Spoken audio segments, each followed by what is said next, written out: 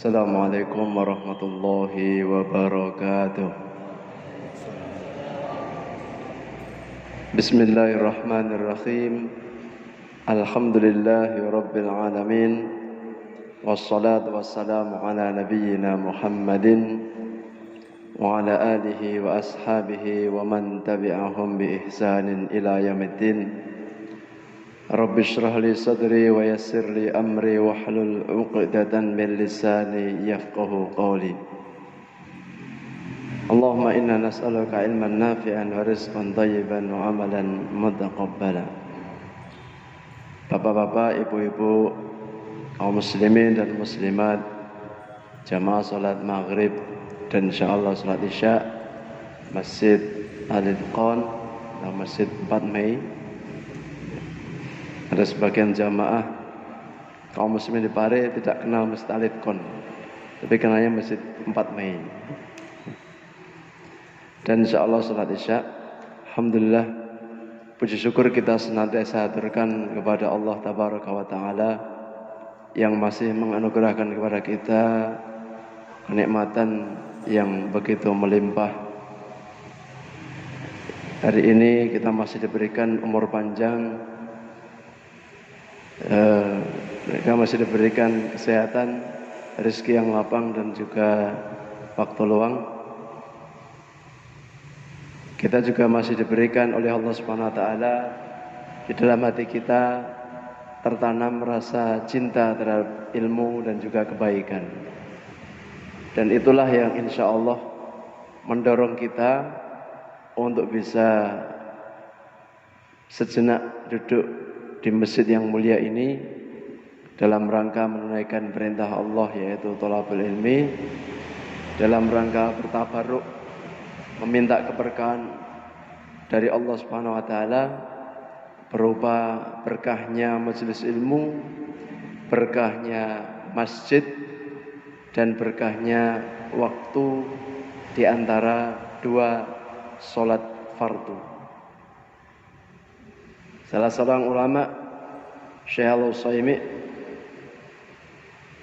mengatakan, mengomentari fenomena yang ada pada hari ini, karena era pandemi banyak ada kebijakan lockdown sehingga beberapa majelis-majelis, baik itu majelis ilmu, majelis pendidikan, sekolah, kampus dan seterusnya, seminar ataupun pertemuan-pertemuan yang lain, kemudian yang tadinya offline diganti online.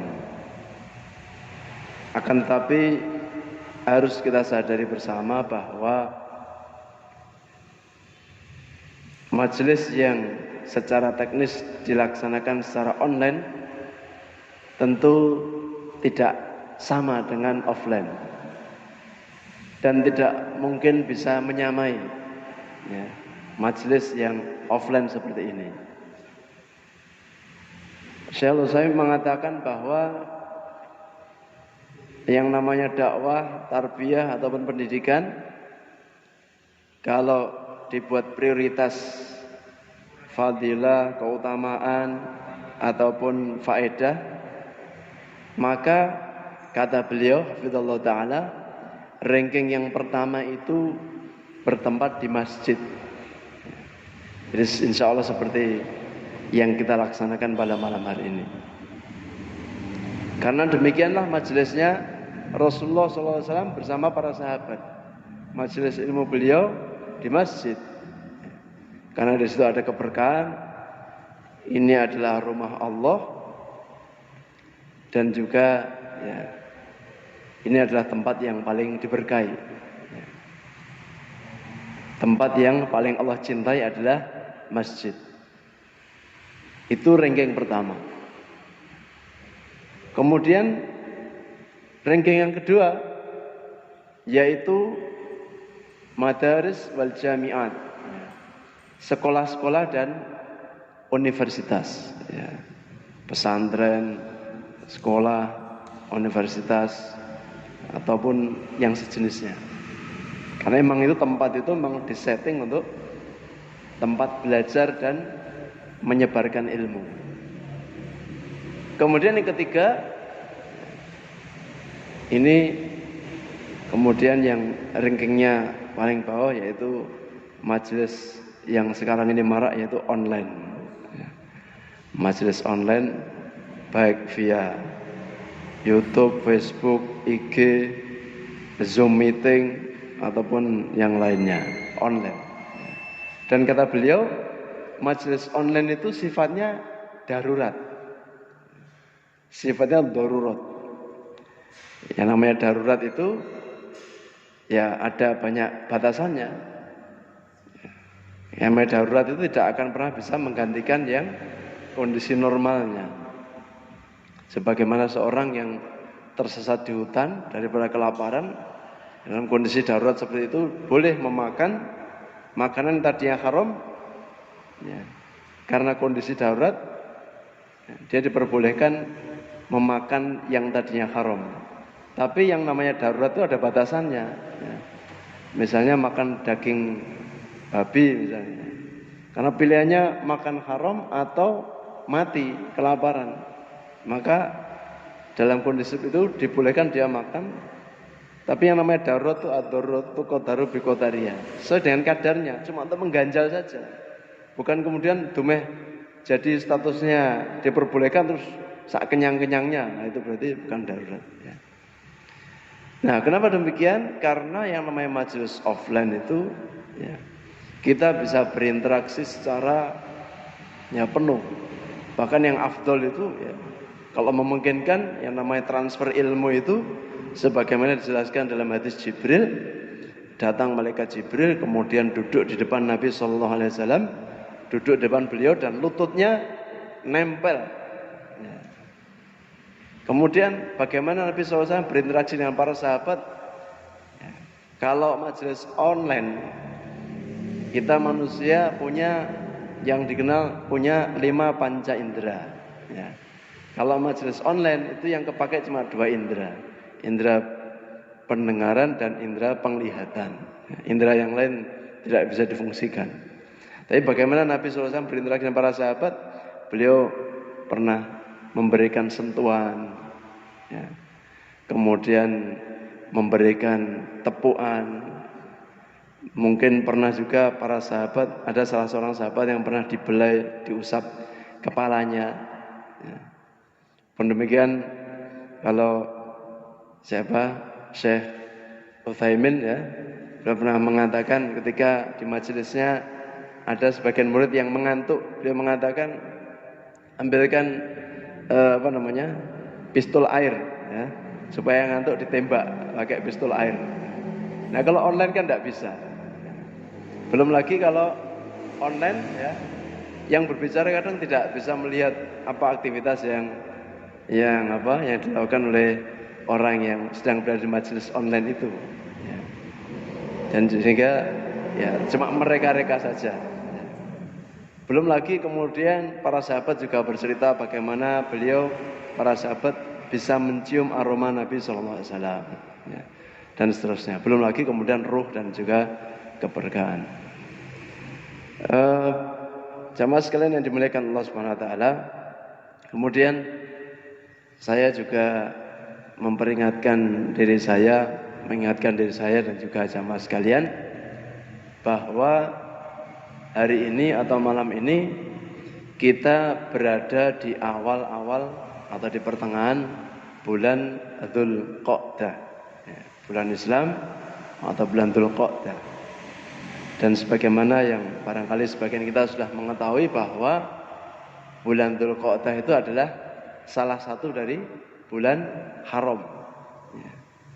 Firman Allah Subhanahu wa taala di dalam surat At-Taubah, "Inna iddatash syuhuri indallahi 12 syahran fi kitabillahi yauma khalaqas samawati wal ard minha arba'atun hurum." Ya. Bahwa bilangan bulan dalam Islam itu ada 12. Ya. Jumlahnya ada 12. Ini kita kaum muslimin kalau biasa hadir di majelis ilmu wajib bagi kita hafal, ya. Saya tidak tahu, ya, dan gak mau ngetes ini, ya.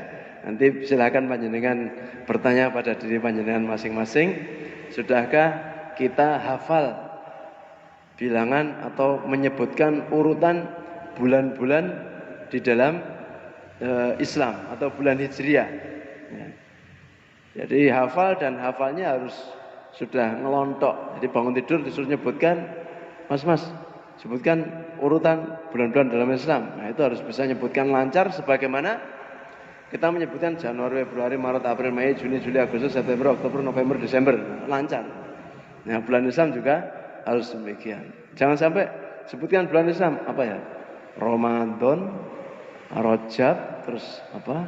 Syawal, terus besar ya, jadi nyebutnya besar bukan Dzulhijjah. Bisa campur aduk dengan nama bulan Jawa. Ya. Ini PR. Barangkali kalau ada yang belum hafal, mudah-mudahan nanti sampai rumah buka kalender atau buka Google, cari nama-nama bulan dalam Islam. Ya. Jangan sampai enggak hafal, malah hafalnya kalender Masehi. Ya. Nah dari 12 bulan itu sebutkan ada 4 bulan haram. Dan 4 bulan haram ini, ya di bulan ini kaum muslimin dilarang melakukan peperangan, artinya memulai peperangan. Di ayat di surat At-Taubah itu disebutkan janganlah kalian berbuat mendolimi diri kalian sendiri. Artinya di antara kekhususan 4 bulan haram ini kita dilarang oleh Allah SWT berbuat kedoliman. Maksudnya bukan berarti kemudian di luar bulan haram itu kita boleh berbuat dolim. Artinya perbuatan kedoliman yang dikerjakan di 4 bulan haram ini maka dosanya lebih besar. Pun juga sebaliknya ketika seorang berbuat kebaikan, berbuat ibadah di 4 bulan haram ini, pahalanya juga dilipat gandakan. Ya. Apa 4 bulan haram yang dimaksud? Yang pertama, ini ada 3 bulan berurutan. Ya. Bulan Dzulqa'dah, bulan Dzulhijjah, kemudian bulan Muharram, dan yang keempat ini terpisah yaitu bulan Rajab. Yaitu 4 bulan haram. Artinya kemarin kita bulan Ramadan kita memompa semangat kita, ya. Pintu surga, pintu langit, pintu rahmat dibuka, pintu neraka ditutup, setan dibelenggu, ya. Kita berupaya bersungguh-sungguh meningkatkan amal. Kemudian setelah Ramadan datang Syawal, ya. Nah setelah Syawal, ya, kemudian kita masuk bulan Dzulqa'dah, ya, kita mulai memompa kembali karena ini bulan haram dan ini mumpung masih di awal bulan haram karena nanti masih ada bulan Dzulhijjah kemudian bulan Muharram, ya, kita mulai memompa semangat kita, ya, semangat ibadah kita karena ini merupakan kesempatan emas, ya. Kita tingkatkan apa yang mungkin bisa kita tambah dan juga kita perbanyak dari amal saleh kita. Dan puncaknya nanti adalah pada 10 hari pertama bulan Dzulhijjah. Ya. Itu adalah puncak-puncaknya di mana amal soleh yang dikerjakan di dalamnya, ya, lebih Allah cintai, ya, bahkan, ya, dibandingkan jihad fisabilillah. Ya. Nah, sekaligus juga persiapan, ya, karena ya di dalam waktu kurang dari 1 bulan lagi insya Allah, ya, kita akan bertemu dengan hari raya Idul Adha, ya. Sehingga monggo kita bersungguh-sungguh untuk bisa berkurban sesuaikan dengan kemampuan yang kita miliki. Kalau mampunya kambing, mampunya domba, ya, korban dengan domba. Kalau domba nggak mampu, ya boleh berkorban dengan seekor sapi, gitu. Kalau seekor sapi tidak bisa, ya unta, tapi tidak tahu, ya, panitia korban mana yang menerima unta, ya, dan juga tidak tahu belinya di mana, ya. Jamaah sekalian dimuliakan Allah Subhanahu wa taala, kita lanjutkan pembahasan kita masuk pada bahasan lanjutan dari kajian kita, yaitu kajian tentang Kitabul Jami', ya, di mana kita telah memasuki sebelum bulan Ramadan, kita telah memasuki bahasan hadis yang ke-7, yaitu, ya, yang berbunyi, saya bacakan hadisnya. Wan Abi Hurairah radhiyallahu taala anhu qala, ya, muallif Imam Ibnu Hajar Al-Asqalani berkata, wa Nabi Hurairah radhiyallahu anhu, dari sahabat Abu Hurairah radhiyallahu anhu, ya, qala, dia berkata, qala Rasulullah sallallahu alaihi wasallam, Rasulullah sallallahu alaihi wasallam bersabda, liyusallimis saghiru 'alal kabiri wal marru 'alal qa'idi wal qalilu 'alal katsiri. Yang artinya liyusallimis saghiru 'alal kabiri, hendaknya orang yang muda, orang yang kecil memberi salam kepada yang besar. Wal marru 'alal qa'idi, dan hendaknya yang berjalan memberi salam atau memulai salam kepada yang duduk. Wal qalilu 'alal katsiri, dan kumpulan yang sedikit memberi salam atau memulai salam kepada yang lebih banyak. Muttafaqun alaih. Di sini diriwayatkan oleh Imam Bukhari dan Muslim. Wa fi riwayatin lil Muslim war-raqibu 'alal mashi. Dalam riwayat Muslim ada tambahan war-raqibu 'alal mashi, dan orang yang berkendaraan mengucap atau memulai salam kepada orang yang berjalan. Jamaah sekalian yang dimuliakan Allah Subhanahu wa taala, kalau pada hadis yang pertama dulu di Kitabul Jami' telah kita sampaikan bahwa di hadis itu disampaikan bahwa di antara hak seorang muslim yang menjadi kewajiban bagi muslim yang lain untuk ditunaikan, artinya kita sebagai seorang muslim, kita punya saudara muslim yang memiliki hak yang kita diperintahkan untuk menunaikan apa yang menjadi hak saudara kita, yaitu ada 6. Yang pertama kata Nabi sallallahu alaihi wasallam, ya, hakul muslim ala muslimi sittun idza laqitahu fasallim alaihi. Jika kamu berjumpa maka ucapkan salam. Ya. Maka di hadis ini Nabi sallallahu alaihi wasallam memberikan di antara petunjuk bagaimana tata cara atau teknis mengucapkan salam, dan hadis-hadis yang berbicara tentang perintah, anjuran untuk mengucapkan dan juga menyebarluaskan salam itu jumlahnya amat sangat banyak sekali. Ya. Nah, kemudian al-muallif Imam Ibnu Hajar Al-Asqalani memasukkan di dalam Kitabul Jami' di hadis yang ke-7, yaitu tentang bagaimana ketika bertemu dua tipe orang atau kelompok yang berbeda. Bagaimana kalau yang kecil ketemu yang besar, kemudian yang berjalan ketemu yang duduk, kemudian yang jumlahnya sedikit ketemu dengan yang banyak, yang berkendaraan ketemu yang berjalan. Dan sering bertemu, Nabi SAW sampai memberikan detail panduannya, siapa yang seharusnya memulai mengucapkan salam. Maka ketika seseorang muslim itu mengucapkan salam, memulai mengucapkan salam, maka hukum asalnya itu sunnah. Hukum asalnya sunnah atau mustahab. Tapi menjawab salam hukumnya fardu. Fardu kifayah. Hukumnya fardu. Karena apa? Memulai salam itu sebuah kemuliaan. Maka di sini Nabi SAW memberikan penjelasan secara detail. Yang pertama, liyusallimis saghiru 'alal kabiri.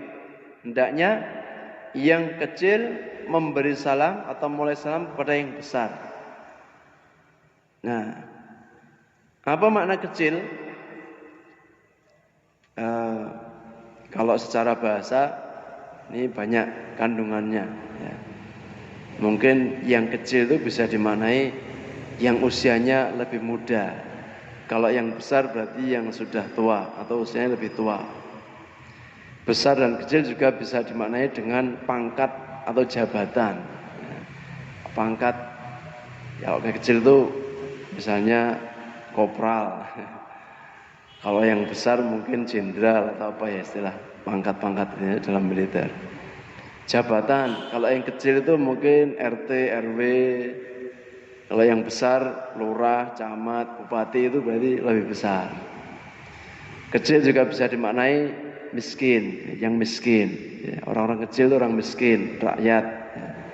Orang besar, orang kaya, pejabat. Ya. Tapi di sini makna yang dipilih kata para ulama jelaskan bahwa ya, kecil di sini yang dipakai adalah kaitannya dengan usia. Ya, kaitannya dengan usia. Jadi maksudnya kecil di situ anak kecil. Jadi kalau ada ketemu antara anak kecil dengan orang tua atau seseorang ya, dengan orang yang secara usia lebih senior atau lebih tua, maka pada asalnya yang dianjurkan untuk memulai salam adalah yang usianya lebih muda, ya, yang usianya lebih muda. Kemudian bagaimana kalau kemudian terjadi ada dua orang, yang satu muda, yang satu lebih tua. Tapi yang lebih muda ini pangkatnya lebih tinggi. Jadi yang lebih muda ini, yang masih muda, masih mas-mas, ini jadi majikan. Sementara punya bawahan yang usianya lebih tua. Bahkan mungkin sudah simbah-simbah, kan mungkin saja. Ada majikan, punya bawahan, punya pembantu, usianya lebih tua. Dan bisa jadi kebanyakan begitu ya. Jadi bos-bos muda di rumah punya pembantu, umumnya pembantu biasanya orangnya usianya tua-tua. Tukang ngemong, ya, tukang resik-resik. Ya. Nah kalau bertemu dengan demikian, maka tetap di sini yang tetap dianjurkan untuk memulai salam yaitu yang usianya lebih muda. Artinya memuliakan yang usianya lebih tua. Jadi seseorang dimuliakan itu yang paling utama karena usianya, ya. Bukan mentang-mentang kekayaannya, bukan mentang-mentang jabatannya, bukan juga mentang-mentang status sosial yang lainnya, pangkat, jabatan, kekayaan, harta, ya, kedudukan ataupun keturunan, ya, silsilah. Ini walaupun muda ini, tapi ningrat misalnya, keturunannya Hamengkubuwono misalnya, atau Pakubuwono. Okay. Tapi usia dipilih oleh mayoritas ulama, yaitu usia itu yang afdol. Sehingga meskipun yang muda itu majikan, ya, atau mungkin ustadz misalnya, dai, mubalek, ya. Kalau dia ketemu yang lebih tua maka tetap ya. Di sini sebagian insya Allah usianya banyak di atas saya. Ya. Jadi kalau ketemu mohon ingatkan saya ya, untuk yang memulai mengucapkan salam. Karena memang yang lebih tua itu lebih punya hak. Ya. Kalau kemudian ada yang berkilah, nah itu tua tapi ya tua-tua keladi. Ya tetap ya, orang yang tua itu kenapa dimuliakan, kenapa dihormati? Karena secara umum orang yang tua itu lebih dulu masuk Islam, ya. Lebih dulu masuk Islam, lebih dulu mengucapkan kalimat syahadat, ya.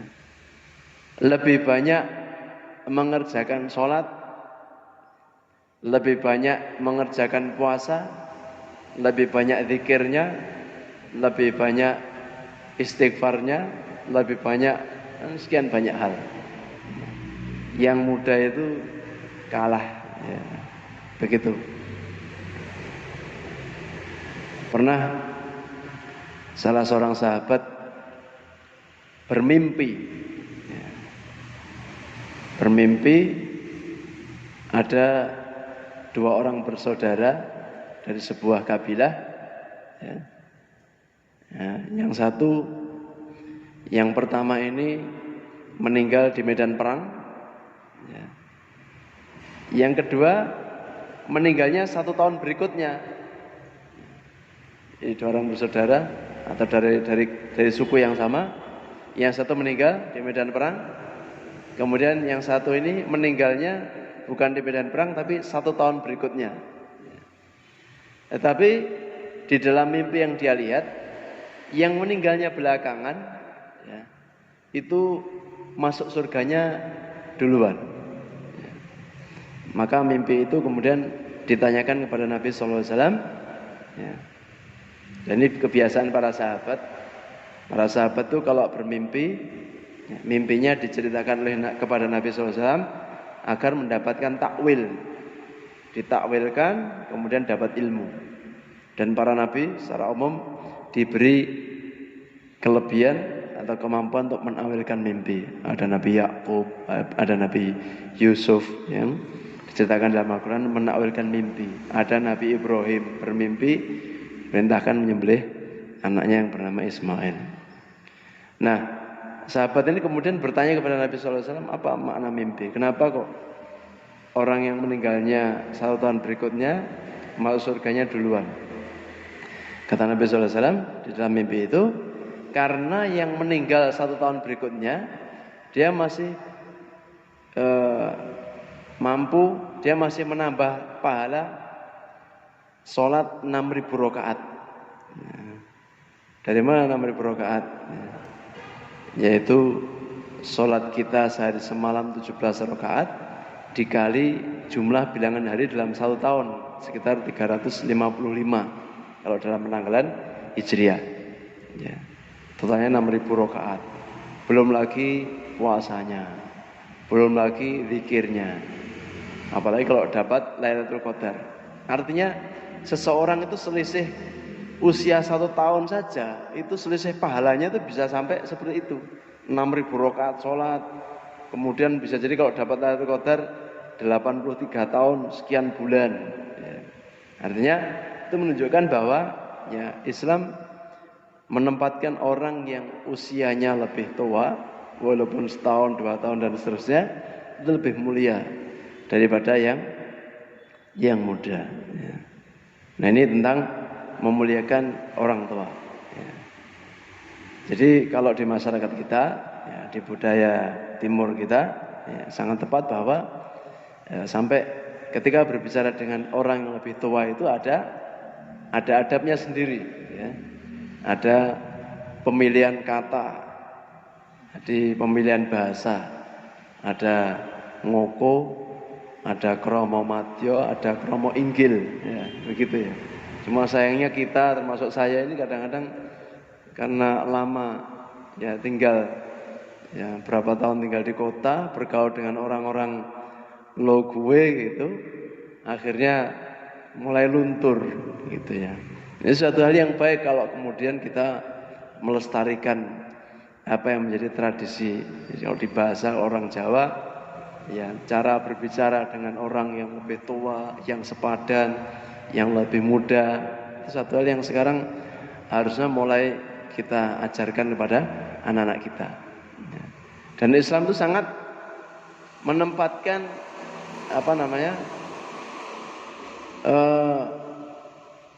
perintah untuk menjaga bahasa. Ada bahasan tersendiri ya. Dulu ada seminar, ada kajian yang disampaikan oleh Ustadz Muhammad Fauzil Azim. Beliau membahas tentang bagaimana Islam mengatur penggunaan bahasa. Bahasa apapun, ya terutama otomatis bahasa Arab. Ya. Tapi secara umum bahasa itu harus dijaga. Ya. Makanya selama kita memungkinkan untuk berbicara dengan bahasa Indonesia yang baku, yang baik dan yang benar, itu lebih afdol. Ya. Kalau dalam bahasa Arab ada bahasa amiyah, bahasa Indonesia ada namanya bahasa tidak baku. baik pemilihan kata, lo, gue atau apa ya. Termasuk juga susunan kalimat. Kalau memungkinkan untuk bisa baku resmi, ya itu baku. Ya, jangan campur-campur. Ya. Nah, apalagi bahasa daerah yang memang di situ ada pemilihan kata. Ya, kadang-kadang campur-campur. Ya. Kalau bicara, saya kemarin waktu di Jogja ada ibu-ibu jualan makanan, ya, jualan lauk, ada ayam, ada sayap, ada ceker, ada kepala, ya, ada dada mentok. Ketika ditanya, ada pembeli bertanya, ya, sirah ya enten bu, ya. Jadi kepala ayam itu sirah, ya. Sirah, saking halusnya sirah. Orang Jawa Timur kepalanya sendiri itu nyon saya tindas-das nih. Dasku mumet. Kepalanya sendiri dasnya mumet. Gitu. Saya pernah ada sumur saya bermasalah di Jogja, saya panggil tukang sumur. Terus begitu dibuka karena sumurnya ditutup ya, sudah pakai pompa air, mesin pompa air, sumurnya ditutup. Ketika macet dibuka tutupnya itu ya. Itu dibuka banyak kecoaknya. Loh Pak, kathah kecoa ya Pak. Terus tukang sumurnya, oh niki mboten apa Pak, mboten apa Mas. Kecoa niki mboten bahaya. Saya pernah itu kan kecoa sing pamane terganggu niku piyambakipun ngedalaken racun. Masya Allah, kecoa dipun piyambak nih. Piyambakipun kecoa niku nggih. Jadi ini ya, saking hati-hatinya. Nah itu tentang bahasa. Jadi intinya ya di antara bentuk memuliakan orang yang lebih senior, lebih tua dari segi usia adalah yang muda seyogianya memberi salam kepada yang lebih tua. Ya. Kemudian yang kedua, ya, berkenaan dengan alasannya, di antaranya Nabi SAW pernah bersabda, "Laisa min ummati man lam yujil kabirona." Ya. Bukan termasuk umatku orang-orang yang tidak memuliakan yang lebih tua. Artinya Nabi SAW enggan terhadap umatnya yang ya, beliau enggan punya umat yang tidak memuliakan kepada orang yang lebih tua. Ya. Dan usia itu kan bertingkat-tingkat. Ya. Saya tidak tahu kalau di Pare ini kira-kira hari ini rekor usia paling tua berapa Pak? Ada yang di atas 100 enggak Pak? Hari ini Pak? Wonten Mas Nabi? Wonten Pak Pur di Pare. Ada Pak Yudi? Di Pare sekarang ini maksudnya. Kalau di berita itu ada yang pernah masuk berita usianya 130 tahun ya, masuk berita di televisi. Jadi tidak tahu itu sudah punya bukan cuma buyut tapi mungkin canggah dan apa di bawahnya itu wareng atau apa. Oke.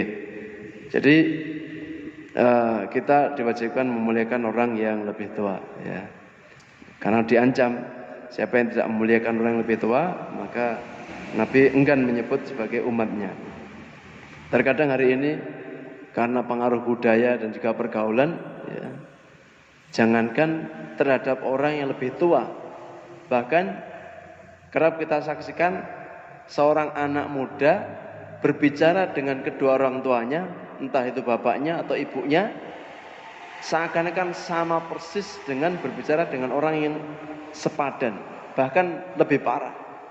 Kalau pas marah, pas mangkel, ngomongnya berbicara dengan bahasa yang kasar, ngoko, dengan raut muka yang lumazah ya, menunjukkan berpaling dan seterusnya. Jadi seakan-akan orang tua yang pernah melahirkannya itu tidak lebih dari teman bermain yang sewaktu-waktu cekcok keluar umpatan-umpatan, kalimat-kalimat yang kasar.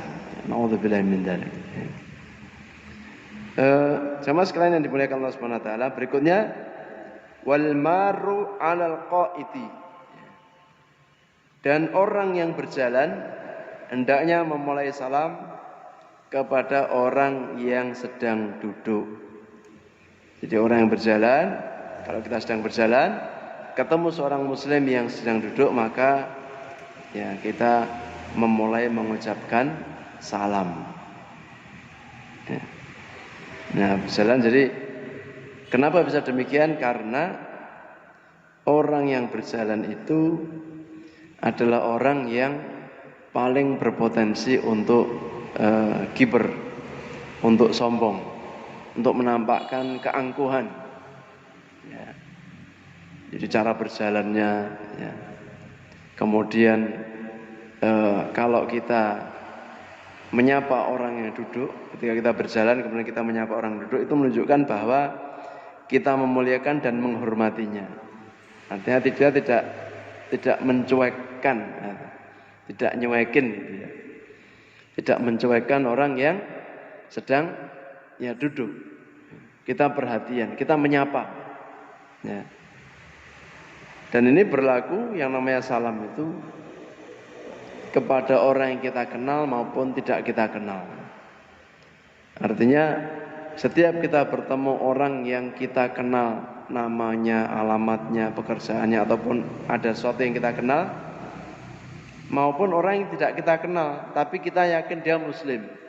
Misalkan pada saat kita sholat Jumat, ya, setiap kita ketemu ya, seseorang yang baru ketemu, maka disunahkan kita atau sangat dianjurkan kita menyebarluaskan salam atau mengucapkan, menyapa dengan salam meskipun kita tidak mengenalnya, terutama orang yang di dekat kita, duduk di sebelah kanan kita, di sebelah kiri kita, atau orang yang kita temui di parkiran dan seterusnya. Nah, kalau seseorang berjalan kemudian ada orang duduk kemudian dia menyapa dengan salam, itu tandanya itu memuliakan, ya. Kita memuliakannya. Kemudian yang ketiga, wal qalilu 'alal katsiri, dan sekumpulan orang yang sedikit memberi salam kepada yang banyak. Apalagi kalau yang sedikit itu satu.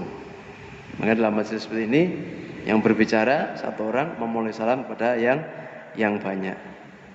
Atau kalau ada beberapa orang yang berjalan bersamaan, 3 orang berpapasan dengan rombongan yang banyak, ya, maka yang jumlahnya sedikit ini lebih dianjurkan atau lebih layak untuk memulai salam. Jadi 3 orang berjalan berpapasan dengan 5 orang, maka yang 3 orang ini lebih layak atau yang paling dianjurkan untuk memulai mengucapkan salam.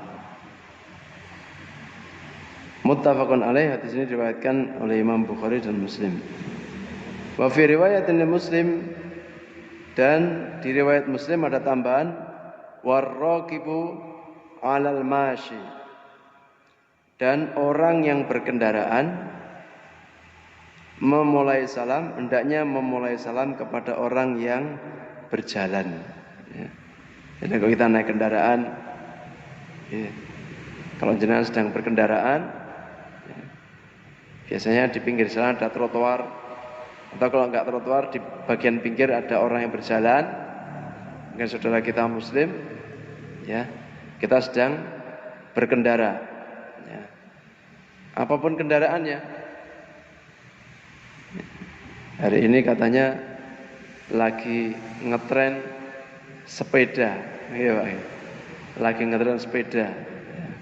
Banyak orang, ya, heboh soal sepeda dan aktivitas sepedaan, ya. Goes. Sampai-sampai konon katanya ada salah satu toko sepeda yang kosong, ya. Permintaan sepeda melonjak, ya. Bahkan saking populernya aktivitasnya sepeda, sampai ada yang bongkar-bongkar gudang, ngambil sepeda yang sudah lama tersimpan, ya, dikeluarkan lagi dari gudang, ya. Kemudian ganti sepedaan, ya, sepedaan. Nah, naik sepeda atau naik motor atau naik mobil. Kalau zaman dulu naik onta, naik keledai, atau naik kuda. Maka orang yang berkendaraan itu menyapa orang yang berjalan. Dan ini faedahnya sangat banyak. Di antaranya karena orang yang berkendara itu punya kecenderungan untuk lebih sombong. Ya. Karena dia kalau zaman dulu orang yang berkendara berarti dia kaya, punya uang atau punya harta untuk membeli kendaraan. Ya. Ketika orang yang diberikan kemampuan atau kekayaan lebih, kemudian dia mengucapkan salam kepada orang yang dari segi harta ada di bawahnya, itu menunjukkan ketawaduan. Ya. Dia memuliakan orang yang ada di bawahnya dan orang yang kaya ini tawadhu dari kekayaannya. Sama halnya kalau misalnya biasanya hari raya ada orang saling berkunjung, ya. Maka kalau ada orang kaya silaturahim kepada kerabat yang miskin itu afdol, lebih afdol daripada yang miskin mengunjungi yang kaya. Ya. Meskipun dua-duanya boleh. Kenapa? Kalau orang miskin datang ke orang kaya, ya kadang-kadang ya bisa membelokkan niat, ya, supaya dapat sangu, supaya dapat suguhan enak, supaya bisa merasakan hembusan AC-nya rumah orang kaya, supaya bisa merasakan empuknya sofa, kan begitu. Supaya nanti mulai iso disangoni, digawani norno. Ya. Tapi kalau orang kaya datang ke rumahnya orang miskin, apalagi dengan membawa sesuatu, itu sudah kemuliaan sendiri. Apalagi mau duduk berlama-lama, ya, walaupun kursinya nggak empuk, atos misalnya, tapi atos oleh jati ya mahal. Artinya kursinya tidak mewah, tapi dia berusaha jenak. Kan kadang-kadang hari raya tuh tetangga, kunjung tetangga, nah, assalamualaikum, sebenarnya kata bablas ya. Begitu orang kaya duduk lama, ya. Tapi kalau orang miskin bablas. Jadi ya kursinya nggak diduduki, apalagi jajannya nggak ada yang menikmati. Ya. Nah, itulah yang keempat. Jadi orang yang naik kendaraan itu memberi salam, memulai salam pada yang berjalan, karena kaidah umumnya bahwa orang yang kaya memberikan penghormatan kepada yang lebih miskin sebagai bentuk ketawaduan. Dan terakhir bahwa dari keempat hal ini, yang muda memberi salam, memulai salam pada yang tua, kemudian yang berjalan memberi salam kepada yang duduk, yang jumlahnya sedikit memberi salam pada yang banyak, dan juga yang berkendaraan memberi salam pada yang berjalan. Tapi boleh saja kalau seandainya itu dibalik, yang tua memberi salam pada yang muda satu ketika sekali dalam rangka bentuk pendidikan, mendidik, mengajari, dan juga bentuk kasih sayang. Ya. Demikian juga orang yang duduk boleh menyapa orang yang berjalan. Ya. Dan juga yang berjalan menyapa yang berkendaraan, ya. Kalau tidak membahayakan, ya. Kalau tidak membahayakan. Sebab kadang-kadang ada orang naik motor lagi ngebut disapa, assalamualaikum, noleh gini malah bahaya. Tapi kalau sekiranya yakin tidak bahaya, maka insya Allah hal itu juga dia berkenan. Demikian bahasan hadis kita pada kesempatan malam hari ini. Insya Allah kita sambung pada pekan-pekan yang akan datang. Wassallallahu ala nabiyyina Muhammad wa akhiru da'wana alhamdulillahirabbil alamin. Kita tutup dengan doa kafaratul majelis. Subhanakallahumma bihamdika asyhadu an la ilaha illa anta astaghfiruka wa atubu ilaik. Assalamualaikum warahmatullahi wabarakatuh.